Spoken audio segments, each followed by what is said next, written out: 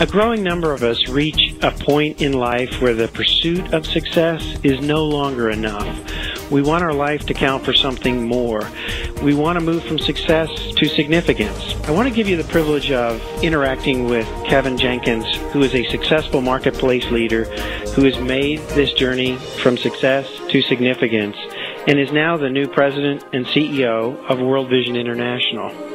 I want to together unpack not only his journey and his heart to see his life count for more in the second half, but to explore how you could make a similar journey as well. Kevin, thanks for sharing some time with us today.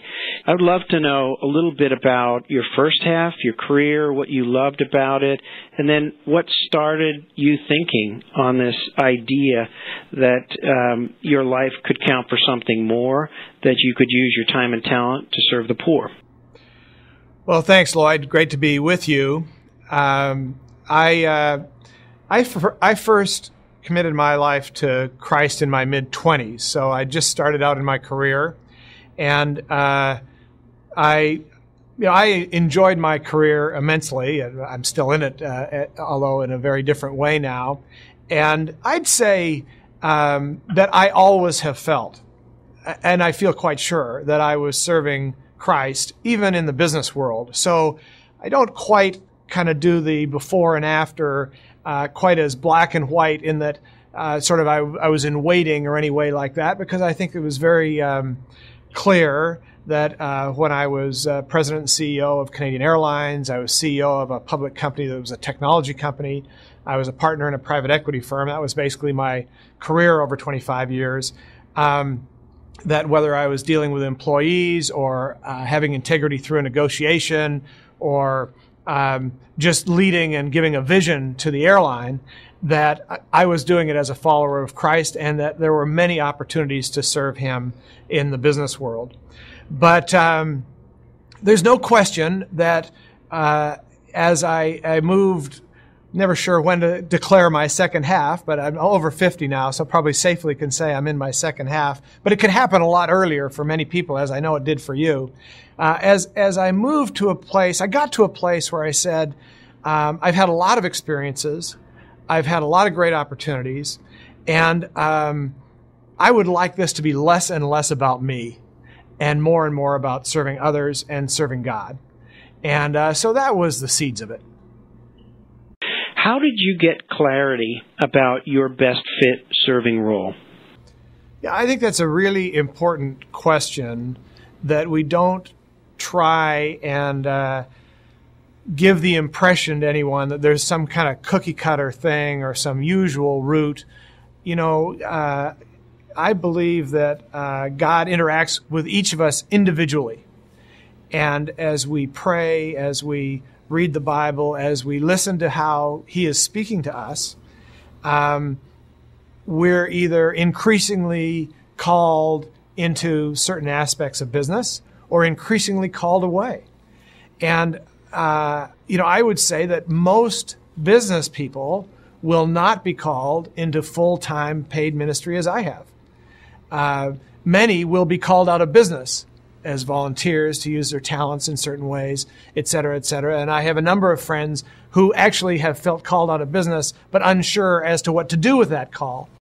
How do you find that your marketplace skills are applying in running one of the best NGOs in the world? It's quite important for business people as they transition from success to significance to surrender, as they transition, to not just say, gee, I'm going to go and turn this or that ministry into a business, because that removes all the God room and is not helpful. So there's a huge value of business disciplines and experience that many of us can bring into the NGO world or the broader Christian not-for-profit world. But you always want to make sure it has its proper place and doesn't replace the opportunity for really the ministry being a mission and being God-led.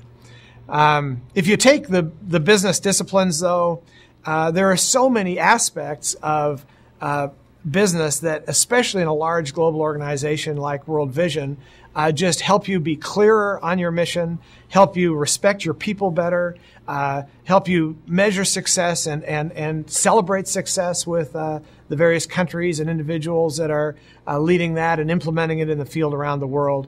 There are just so many of those things that many of the best tools come from the business world and can be brought into this world.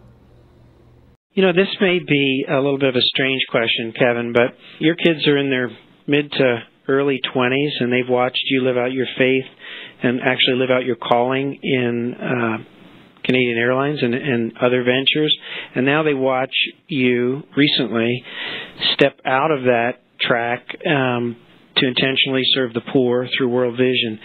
What are some of the impacts that you see in their heart as they process that? Well, anytime you get called into something like this or any kind of second half calling, it's not only about you. There's an aspect where your whole family is engaged. There's usually some sacrifice, especially for your spouse, and there's also huge blessing. And that's certainly been the case for our family. I'd say probably mainly our kids are just proud of me, proud that I was willing to take this step, to step out of what I was doing and really step out of it, not only the mix for business, but geographically we've made a move also, and to kind of sign up for giving our lives away.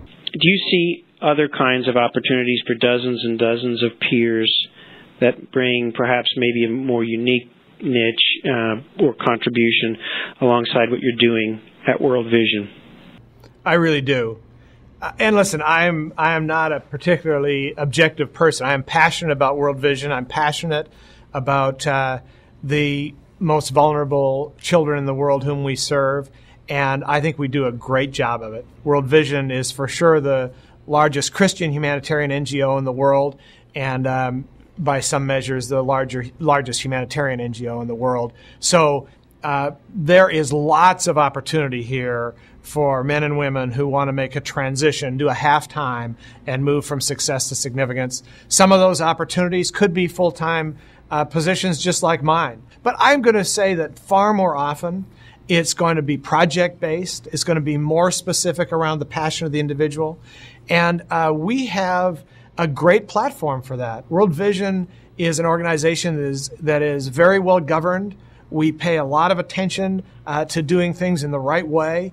And yet we've grown very quickly, especially prior to the recession. We were growing at 10 to 15% a year. And so a lot of our basic infrastructure has some catching up to do. So there are opportunities in those areas. There are opportunities in the field. And it's almost endless. And so we really appreciate a program like T3 to help us match up people's interests, passions, experience with the many requirements that we have. So take your CEO hat off for a second, Kevin, and talk to our fellow halftime men and women just sort of at a heart level. The noble idea of pursuing significance, frankly, degenerates into hard work and sacrifice. It's work, real work, over a long period of time. It's not a marathon. It's not a sprint. What are your words of encouragement or advice to them and the challenges they may face as they try to bridge this gap between the marketplace and the ministry world?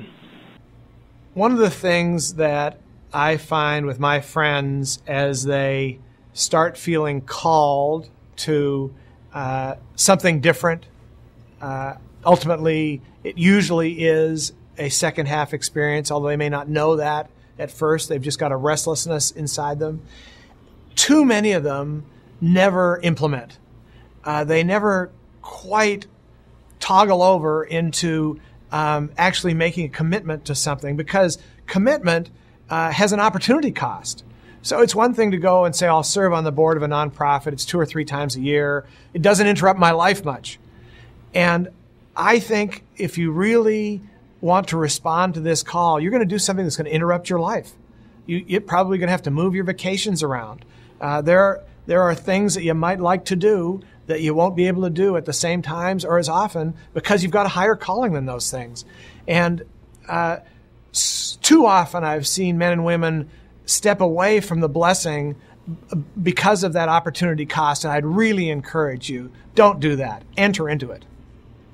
At the end of the day, when you kind of put your head down on your pillow and just thank the Lord for the privilege of being a part of what He's doing in this world to meet the needs of little boys and girls that are poor, what just captivates your heart? I mean, what are the stories or what are the things that you go back to re-energize your heart? It's sort of a trite line, but I really do on a regular basis just feel I get to do this. I feel like I'm standing on the shoulders of people who have been praying and being committed to this organization for almost 60 years. Our 60th anniversary is in 2010. And so this isn't very much about me. This is the role I'm playing in the body of Christ at this time. But to be able to play it in such a high quality, highly impactful organization is an honor and a privilege, and I feel that every day. Well, to wrap up, Kevin, there's a lot of off ramps or exit ramps for people that have this longing in their heart to pursue significance, and they've got to break free of the gravitational pull of the comforts and perks of their first half life. What advice have you and your family found helpful to really breaking free from that gravitational pull and moving out of your comfort zone and ultimately taking the step of exploring serving through World Vision? Well, I would say really test your heart. Make sure you are really open to hearing what God is saying to you and to obeying it. I'd say if you're a married person, don't walk faster than your spouse. Bring them along. Share your heart. Why are you feeling this? Be honest about what you think some of the consequences may be, financial or moving or time commitment and those sort of things. Walk through it together, and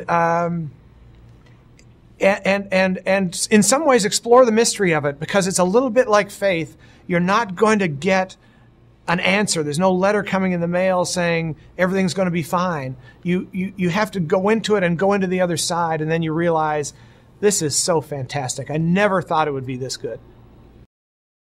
Kevin, thanks so much for sharing some time, and your story and your life choices are not only an inspiration to me, but to our whole halftime team. And I can't wait to see what the Lord does through you and your leadership at World Vision. And my guess is that through your story and this video, many of our peers will find not only the inspiration, but a pathway to bring their time and talent alongside World Vision to serve the poor. It was my pleasure, Lloyd. Great talking with you. And let me just say to thank you also that we so much appreciate what Halftime has done, the rigorous thinking you've brought, the way you've helped so many business people over the years and continue to do that to move from success to significance. And World Vision is a beneficiary, and we're proud to be your partner.